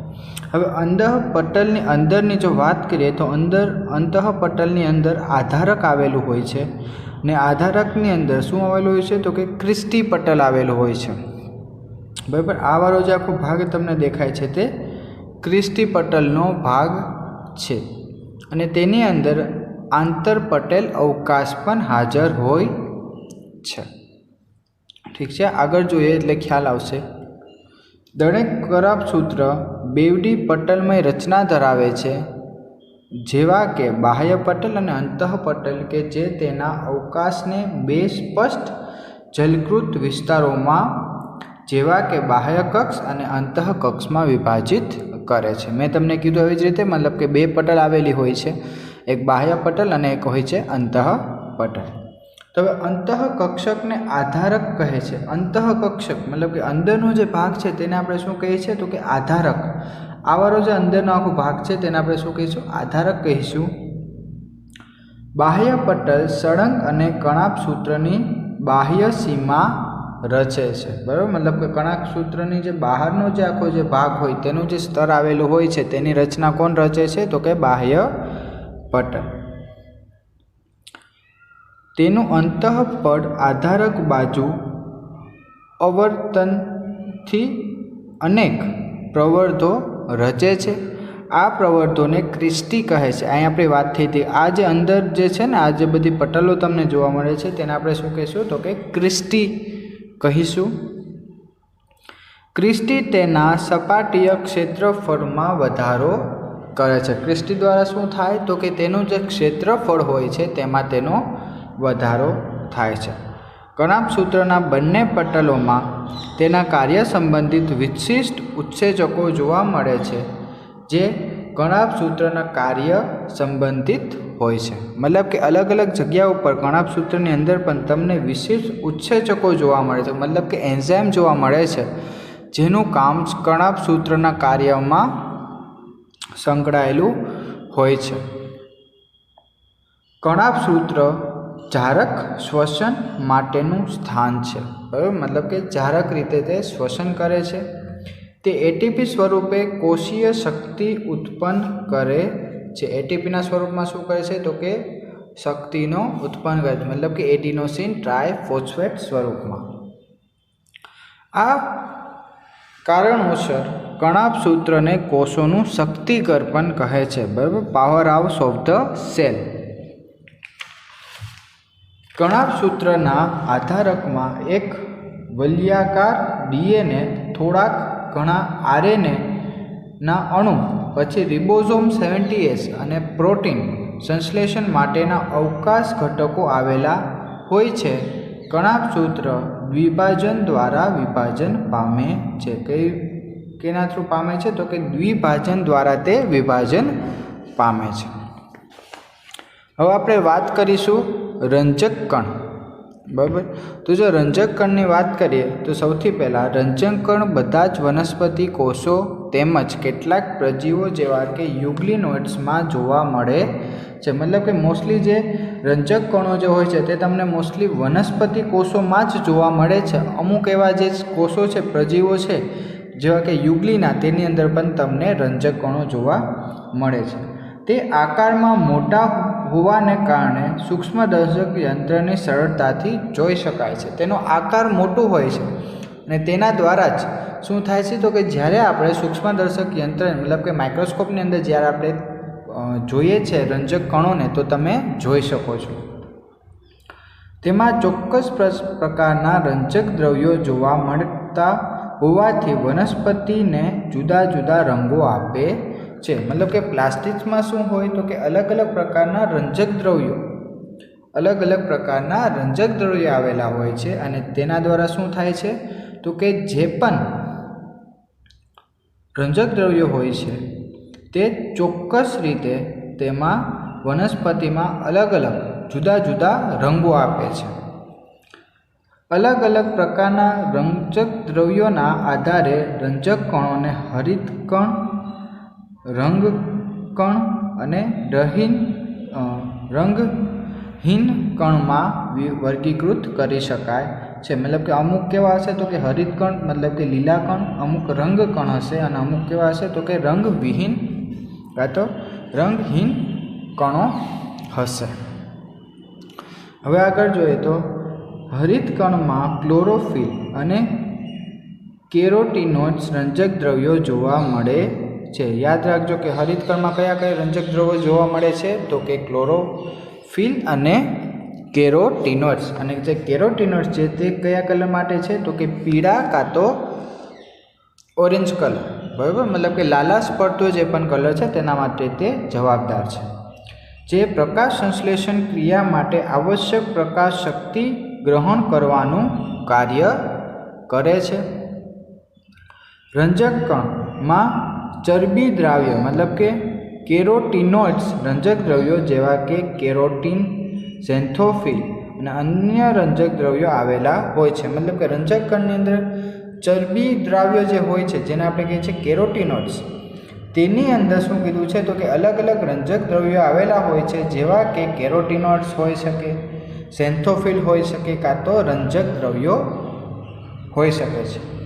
આ રંજક દ્રવ્યો વનસ્પતિના વિવિધ ભાગોને પીળા, નારંગી અથવા લાલ રંગ આપે છે. આના લીધે શું થાય? તો કે અલગ અલગ વનસ્પતિના જે પણ પર્ણો હોય, બરાબર, તેનો કલર આના ઉપર આધારિત હોય છે. અમુક પીળા કલર દેખાશે, અમુક નારંગી, અમુક લાલ રંગ દેખાશે.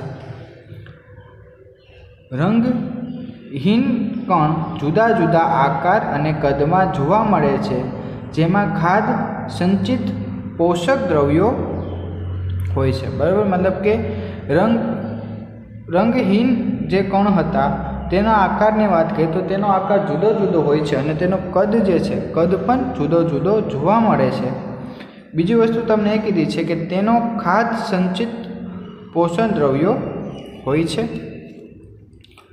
મંડકણ કાં તો સ્ટાર્ચ કણ જેને કહે છે, બરાબર, માં સ્ટાર્ચ સ્વરૂપે કાર્બોદિતનો સંગ્રહ થાય છે. યાદ રાખજો, બરાબર, કે મંડકણ કાં જેને આપણે કહીએ કે સ્ટાર્ચ કણની અંદર શું થાય? તો કે સ્ટાર્ચ સ્વરૂપે કાર્બોદિતનો સંગ્રહ થાય છે. ઉદાહરણ તરીકે તમને કીધું છે બટાટા, બરાબર.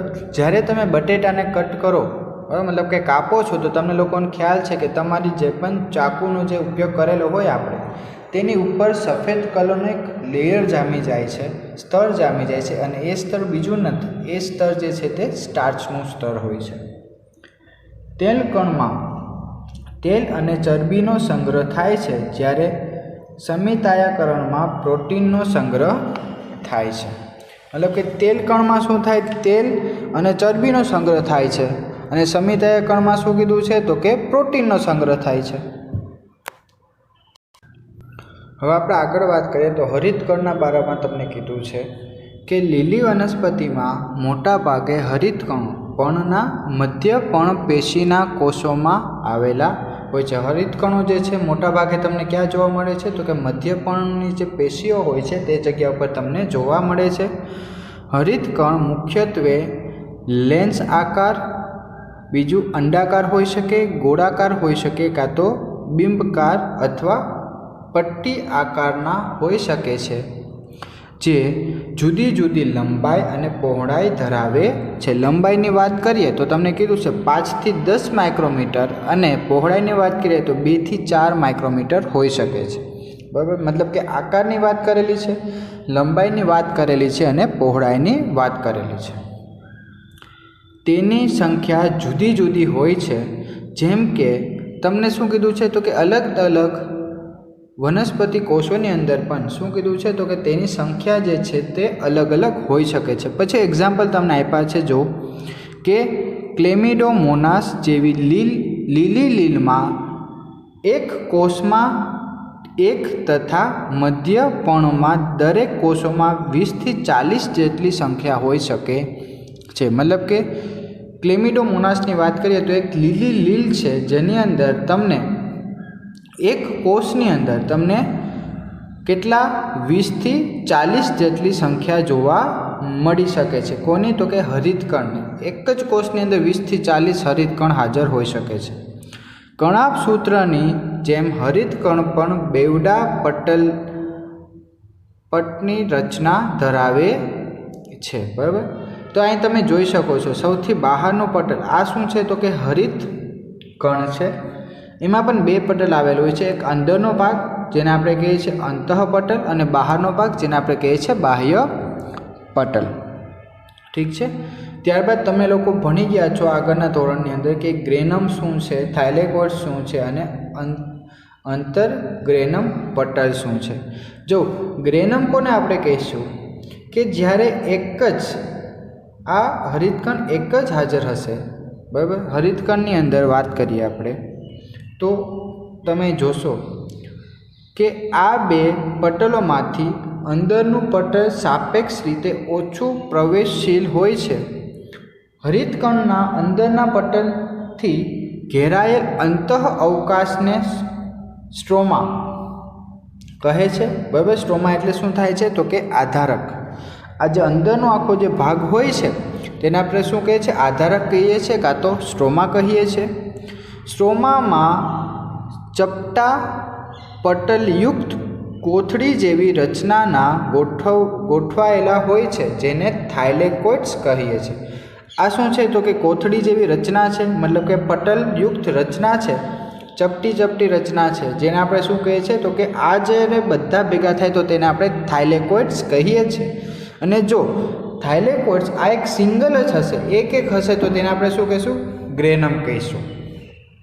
બરાબર, થાઇલેકોઇડ સિક્કાની થપ્પીની માફક ગોઠવાયેલા જોવા મળે છે, જેને ગ્રેના કે અંતરગ્રેનમ થાઇલેકોઇડ્સ કહીએ છે. મતલબ કે આ જે થાઇલેકોઇડ હોય છે, જ્યારે તે એક સિક્કા જેવી, મતલબ કે એકની ઉપર એક સિક્કા પડ્યા હોય તેવી થપ્પી જે બને તેવી જ રીતે ગોઠવાયેલા હોય છે, જેને આપણે શું કહીએ છીએ? તો કે ગ્રેનમ કહીએ છીએ.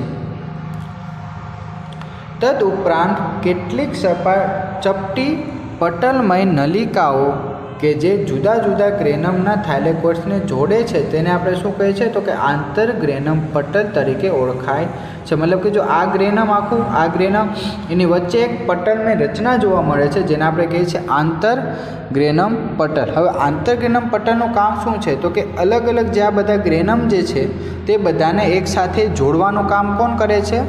તો કે આંતરગ્રેનમ પટલ કરે છે. થાઇલેકોઇડ પટલ એક સ્થાનથી ઘેરાયેલા હોય છે, જેને કોટર કહે છે. થાઇલેકોઇડ્સ કેનાથી ઘેરાયેલા હોય છે? તો કે ક્વોટરથી ઘેરાયેલા હોય છે. ત્યારબાદ હરિતકણમાં આવેલ સ્ટ્રોમા કાર્બદિત અને પ્રોટીન સંશ્લેષણ માટેના ઉત્સેચકો ધરાવે છે. હરિતકણમાં આવેલ સ્ટ્રોમા, બરાબર, હરિતકણમાં શું આવેલું હોય છે? સ્ટ્રોમા આવેલું હોય છે, જે કાર્બદિત અને પ્રોટીન સંશ્લેષણ માટેના ઉત્સેચકો ધરાવે છે. તેમાં નાનું બેવડી શૃંખલાયુક્ત વલયાકાર ડીએનએ અને રિબોઝોમ્સ પણ ધરાવે છે. તેની અંદર શું હોય છે? ડીએનએ પણ હોય છે અને શું બીજું? તો કે રિબોઝોમ્સ પણ જોવા મળે છે. થાઇલેકોઇડમાં ક્લોરોફિલ રંજક દ્રવ્ય આવેલા હોય છે. આપણે આગળ જ વાત કરી ગયા કે ક્લોરોફિલ રંજક દ્રવ્ય આવેલું હોય છે, જે લીલા કલર માટે જવાબદાર હોય છે.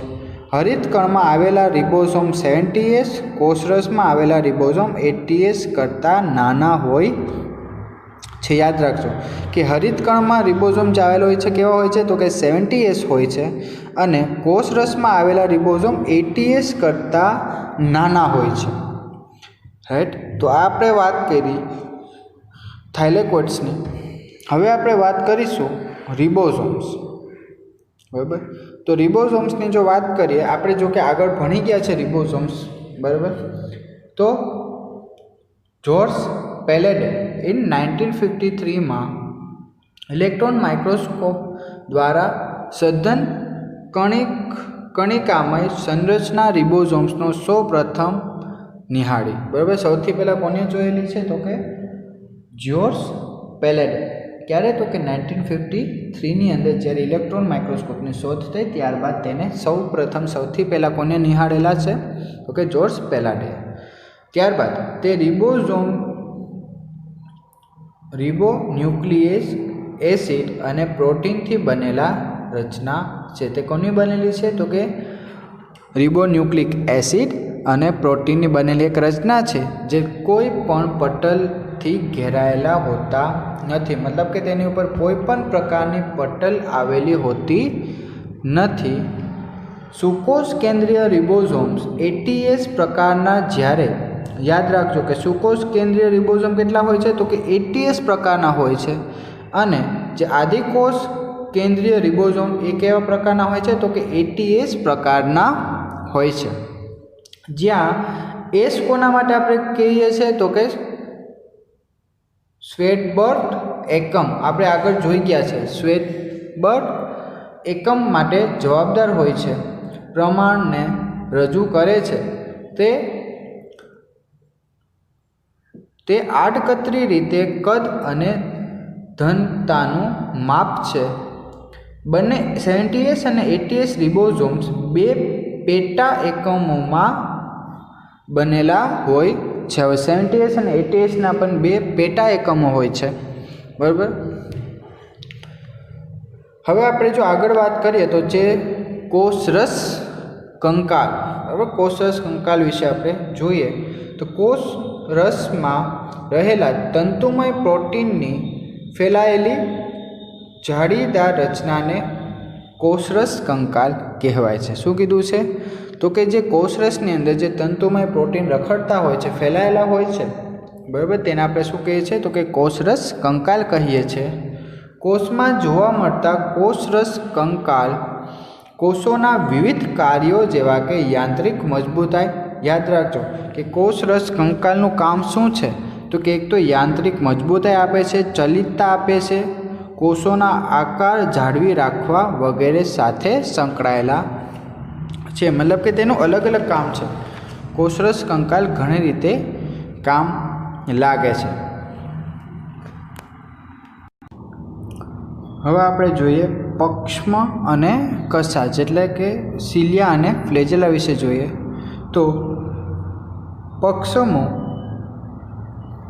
એક વચન મતલબ કે પક્ષ તરીકે વપરાય છે, તથા કશાચ તે કોષરસ પટલના રોમમય બહિર્ભેદ છે. પક્ષ્મ એ સૂક્ષ્મ નાની રચના છે જે હલોલ જેવું કાર્ય કરે છે, જે કોષ કે તેની આજુબાજુ જોવા મળતા પ્રવાહીને ગતિમાં સહાય કરે છે। મતલબ કે પક્ષોમાં શું હોય, જાણે કે કોઈ પણ એક કોષ હોય, કોષની બહારની દિવાલ ઉપર આવી રીતે તે હાજર હોય છે, જે શું કરે છે કે જ્યારે કોષની આજુબાજુમાં જ્યારે પાણી હોય, બરાબર, તો પ્રવાહીની મદદથી તે શું કરે છે તો કે કોષને આગળ લઈ જવામાં મદદ કરે છે। કશા એ તુલનાત્મક રીતે લાંબી અને કોષીય ગતિ માટે જવાબદાર છે। કશા આવી રીતે હોય, લાંબી હોય, બરાબર, આ કશા છે અને આ શું છે તો કે પક્ષમો છે। આ પક્ષમો છે બધા અને આ એક કશા છે। કશાનું કામ શું છે તો કે ગતિ માટે, બરાબર, કોષને એક જગ્યાએથી બીજી જગ્યાએ ગતિશીલતા પ્રદાન કરવા માટે તેનું કાર્ય છે। આદિકોષ કેન્દ્રીય બેક્ટેરિયામાં જોવા મળતી કશા રચનાત્મક સ્વરૂપે સુકોષ કેન્દ્રીય કશા કરતાં અલગ હોય છે। મતલબ કે આદિકોષ કેન્દ્રીય અને સુકોષ કેન્દ્રીય બંનેની અંદર જે પણ કશાઓ હાજર હોય છે તે બંનેમાં અલગ હાજર હોય છે, એક સરખી હોતી નથી। ઇલેક્ટ્રોન માઇક્રોસ્કોપ અભ્યાસ પરથી ખ્યાલ આવ્યો કે પક્ષમ તથા કશા જીવરસ પટલથી ઘેરાયેલી રચના છે। મતલબ કે તેની ઉપર શું હાજર હોય છે તો કે જીવરસ પટલ હાજર હોય છે અને જીવરસ પટલની અંદર પણ ઘણી બધી રચનાઓ હાજર હોય છે, તે આપણે હમણાં જોઈએ।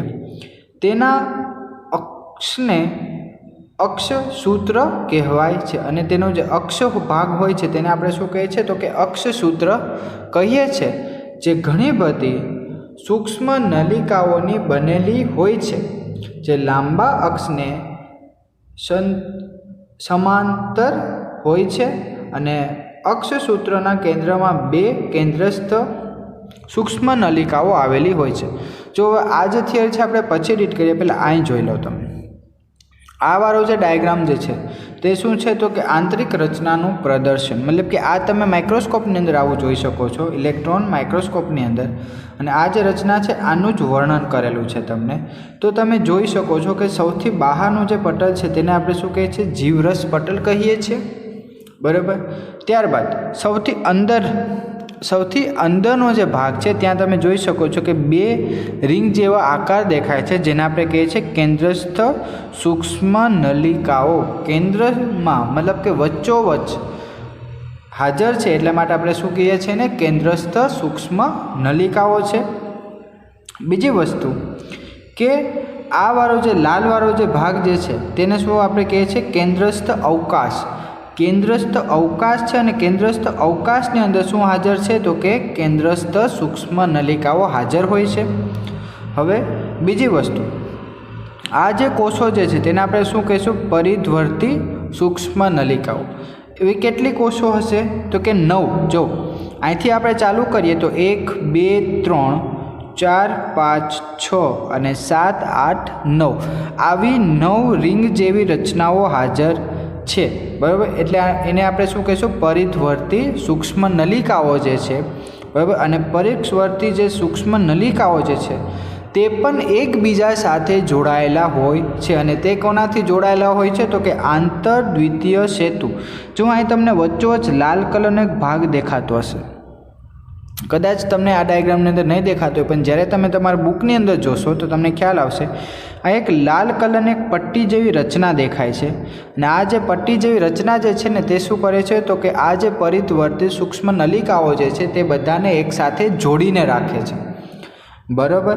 અને જે પરિધ્વર્તી સૂક્ષ્મ નલિકાઓ છે તેની ઉપર પણ એક સ્થાન આવેલું હોય છે, જેને આપણે કહીએ છીએ ત્રિજ્યાવર્તી તંતુક। અને આ જે ત્રિજ્યાવર્તી તંતુક જે છે તે શું કરે છે તો કે પરિધ્વર્તી સૂક્ષ્મ નલિકાને કેન્દ્રસ્થ અવકાશ જે હોય છે તેની સાથે તેને જોડીને રાખે છે, ઠીક છે। તો આ જે આપણે હમણાં જોયું તેનું જ વર્ણન તમને આ થિયરીની અંદર આપેલું છે। તો હવે આપણે જોઈએ, તેના અક્ષને અક્ષસૂત્ર કહેવાય છે। ત્યારબાદ જે ઘણી બધી સૂક્ષ્મ નલિકાઓની બનેલી છે, જે લાંબા અક્ષને સમાંતર હોય છે।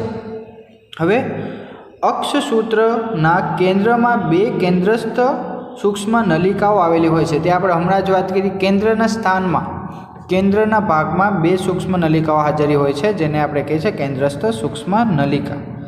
ત્યારબાદ અને પરિધ તરફ 9 જોડ સૂક્ષ્મ નલિકાની આવેલી હોય છે. પરિધવર્તી સૂક્ષ્મ નલિકામાં કેટલી? 9 જોડ હતી, બરાબર. અક્ષસૂત્રની સૂક્ષ્મ નલિકાઓની આવી ગોઠવણીને 9+2 કહે છે, બરાબર. મતલબ કે 9 નલિકાઓ હતી, મતલબ કે સૂક્ષ્મ નલિકાઓ 9 હતી, પણ તેની સાથે તે જોડોમાં હતી, એટલે આપણે કેવી રીતે લખ્યું? 9+2 લખ્યું છે. કેન્દ્રસ્થ નલિકા સેતુ દ્વારા જોડાયેલ તેમજ કેન્દ્રસ્થ અવકાશ વડે ઘેરાયેલ હોય છે. તે પણ આપણે જોયું કે કેન્દ્રસ્થ જે સૂક્ષ્મ નલિકાઓ હોય છે તેની ઉપર શું આવેલું હોય છે? તો કે કેન્દ્રસ્થ અવકાશથી તે ઘેરાયેલું હોય છે. ત્યારબાદ જે પરિધીય નલિકાની પ્રત્યેક જોડ સાથે ત્રિજ્યાવર્તી તંતુ વડે જોડાયેલા હોય છે. અને શું કીધું છે? તો કે આ જે કેન્દ્રસ્થ અવકાશ જે છે તેમ શું કીધું છે? તો કે પરિધવર્તી સૂક્ષ્મ નલિકાના જે તંતુઓ જે તંતુક આવેલા હોય છે, ત્રિજ્યાવર્તી તંતુક, એનાથી તે કેન્દ્રસ્થ અવકાશ સાથે જોડાયેલા હોય છે. ત્યારબાદ આ રીતે 9 ત્રિજ્યાવર્તી તંતુ બને છે. પરિધીય જોડ પણ એકબીજા સાથે અંતર્દ્વિતીય સેતુ વડે જોડાયેલા હોય છે. બંને પક્ષમાં તથા કશા તારા કેન્દ્રના તલકાઈ જેવી જ રચનામાંથી ઉદ્ભવે છે. તો જે ડાયાગ્રામ તમને લોકોને આપેલું છે તે ડાયાગ્રામનું જ વર્ણન તમને આની અંદર કરેલું છે. હવે આપણે વાત કરીશું તારાકાય અને તારા કેન્દ્ર વિશે. તો જોઈએ સૌથી પહેલાં તો તારાકાય એ એક એવી અંગિકા છે જે બે નળાકાર રચનાઓ ધરાવે છે, જેને તારા કેન્દ્ર કહે છે, બરાબર. તારાકાયમાં શું કીધું છે? તો કે તે બે અંગિકાની બનેલી છે જે નળાકાર રચના ધરાવે છે, જેને આપણે કહીએ છીએ તારા કેન્દ્ર. ત્યારબાદ તારા કેન્દ્રની આસપાસ આવેલા જીવરસ તારા વર્તુળ કહેવાય છે. મતલબ કે તારા કેન્દ્રની આસપાસના જે પણ જીવરસ આવેલું હોય છે તેને આપણે શું કહીએ છીએ? તો કે તારા વર્તુળ કહીએ છીએ. બંને તારા કેન્દ્ર તારાકાયમાં એકબીજા સાથે કાટખૂણે ગોઠવાયેલા હોય છે, મતલબ કે એકબીજાને અડીને તે ગોઠવાયેલા હોય છે, જેમાં દરેક તારા કેન્દ્રનું આયોજન ગાડાના પેડા જેવું હોય છે. તારા કેન્દ્રીય પરિધીય વિસ્તારમાં સરખા અંતરે ગોઠવાયેલા 9 ટ્યુબ્યુલની સૂક્ષ્મ નલિકાની 9 ટ્યુબ્યુલની બનેલી રચના છે. ઠીક છે. હવે તો જે આ રચના જે છે હું એ તમને પહેલાં ડાયાગ્રામમાં બતાવીશ, ત્યારબાદ તમને લોકોને સમજાઈ જશે કે આ શું છે. ઠીક છે. પહેલાં આપણે થિયરી કમ્પ્લીટ કરીએ, ત્યારબાદ જોઈશું. પ્રત્યેક પરિધીય નલિકા ત્રેખટ સ્વરૂપે ગોઠવાયેલી હોય છે. પાસેના ત્રેવટ એકબીજા સાથે તંતુક વડે જોડાયેલા હોય છે અને તારા કેન્દ્રને કેન્દ્રસ્થ ભાગ પણ પ્રોટીનનો બનેલો હોય છે, જેને આપણે મધ્યદંડ કહે છે. ત્રેખટની પ્રત્યેક સૂક્ષ્મ નલિકાઓ પ્રોટીનના બનેલા ત્રિજ્યાવર્તી તંતુકો વડે મધ્યદંડ સાથે જોડાયેલી રહે છે અને તારા કેન્દ્ર પક્ષમાં સાથે કશાનો તલકાય બનાવે છે અને પ્રાણી કોષોના વિભાજન દરમિયાન કાં તો ધ્રુવીય તાકૃનું સંચાલન કરે છે. તો હવે હું તમને ડાયાગ્રામ બતાવીશ, તેનાથી તમને ખ્યાલ આવી જશે કે શું છે. તો તમે આ પિક્ચરમાં જે ડાયાગ્રામ જોવો છો તેની જ વાત કરેલી છે આપણે, કે તમને તારાકાય અને તારા કેન્દ્ર કેવી રીતે દેખાય છે તે. તો તમને ખબર છે કે તારાકાય અને તારા કેન્દ્રની વાત કરેલી છે. તો આપણે પહેલાં જ વાત કરી કે તે 9 પટ્ટીઓ જેવી રચના ધરાવે છે. અને જો તમે જોઈ શકો છો આમાં પટ્ટીઓ જેવી રચના દેખાય છે, જે એકબીજા સાથે 3 ગોળાકાર રચનાથી ઘેરાયેલી છે. ઠીક છે. તો આવી જ રીતે ડાયાગ્રામ હોય છે અને આ જ ડાયાગ્રામનું વર્ણન તમારી ટેક્સ્ટબુકની અંદર તમને આપેલું છે. ઠીક છે.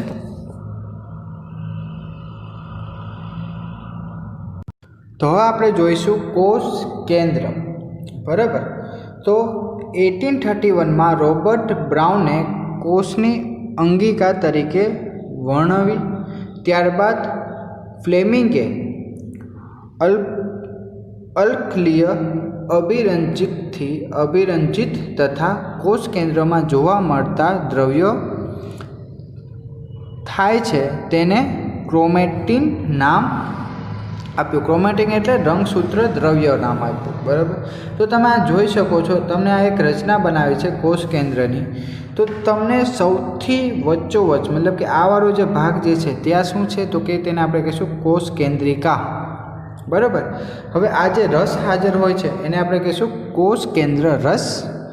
બહારનું જે પટલ આવેલું હોય છે તેને આપણે શું કહીએ છીએ? કોષ કેન્દ્ર પટલ છિદ્ર. મતલબ કે આ પટલમાં નાના નાના છિદ્રો આવેલા હોય છે, બરાબર. અને કોષ કેન્દ્ર પટલ.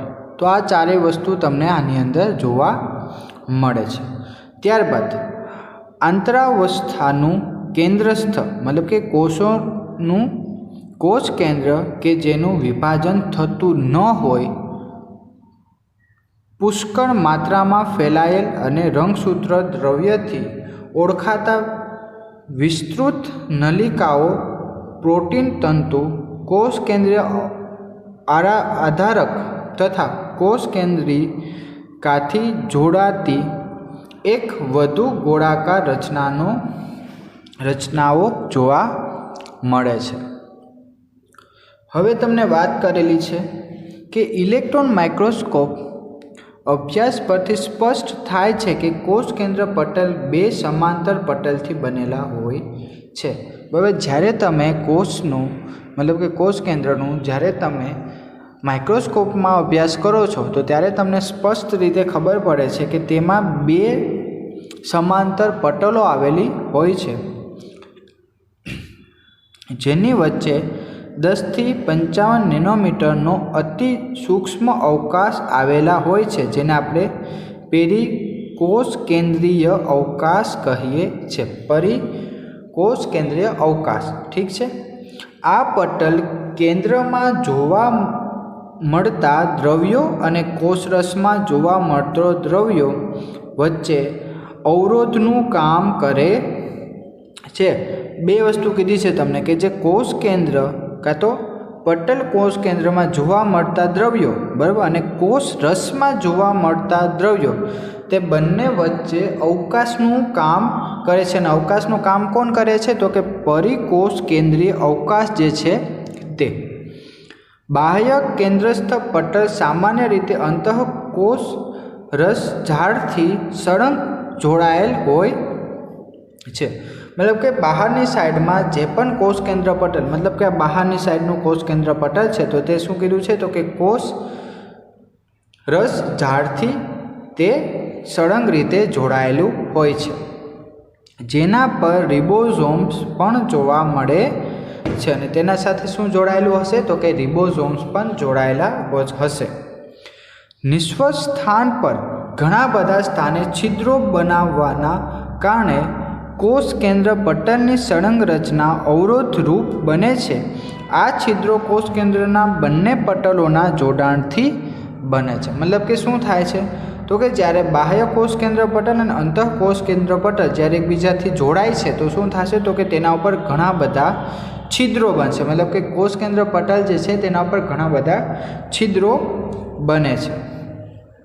સામાન્ય રીતે એક કોષમાં એક જ કોષ કેન્દ્ર આવેલ હોય છે. આ વસ્તુ આપણે ખબર છે કે એક કોષની અંદર એક જ કોષ કેન્દ્ર આવેલું હોય, પરંતુ એવું પણ જોવા મળ્યું છે કે તેની સંખ્યા કેટલી વાર બદલાયેલી જોવા મળી છે.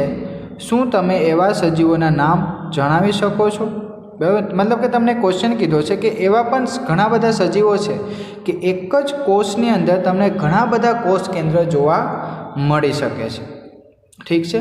હવે ત્યારબાદ આપણે ડાયરેક્ટ અહીંથી સ્ટાર્ટ કરીશું કે કોષ કેન્દ્રીય અવકાશ અથવા કોષ કેન્દ્ર રસ કોષ કેન્દ્રિકા અને રંગસૂત્ર દ્રવ્ય ધરાવે છે.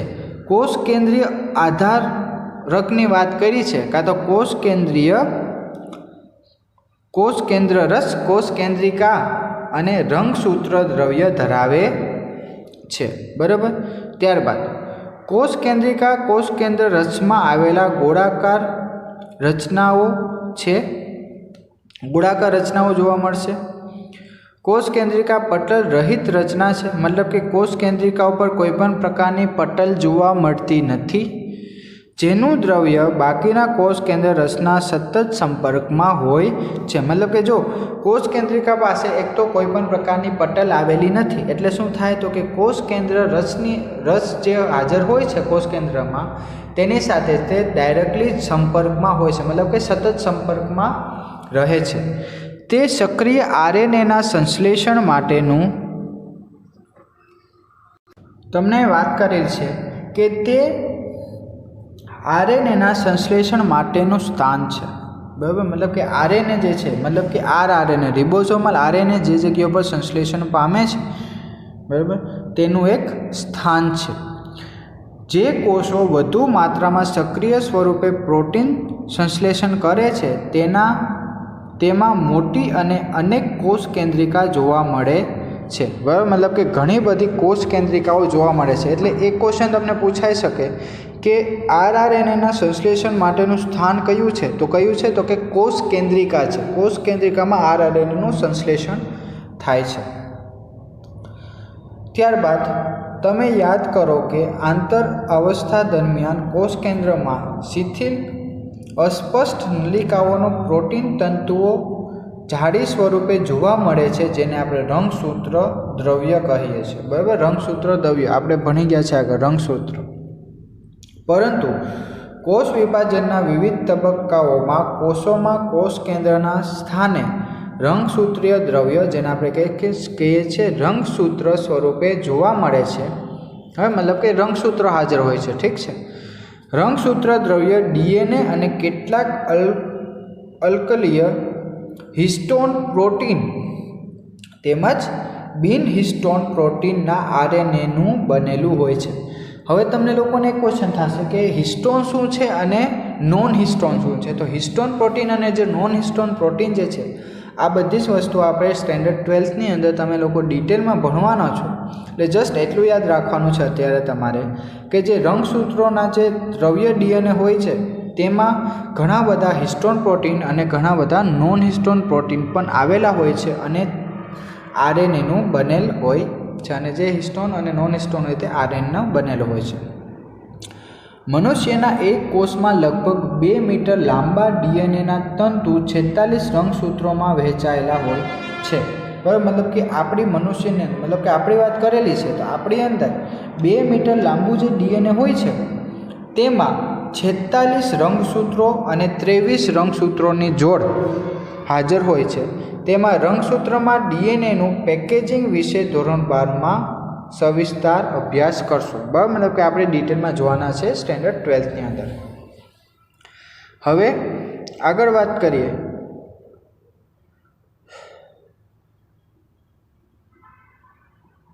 હવે આપણે વાત કરીશું કે સેન્ટ્રોમિયર જે હોય છે, સેન્ટ્રોમિયરના આધારે આપણે વાત કરીશું કે રંગસૂત્રોના અલગ અલગ પ્રકાર કયા કયા છે, મતલબ કે રંગસૂત્રોના 4 પ્રકાર છે, તો 4 પ્રકાર વિશે આપણે જોઈએ।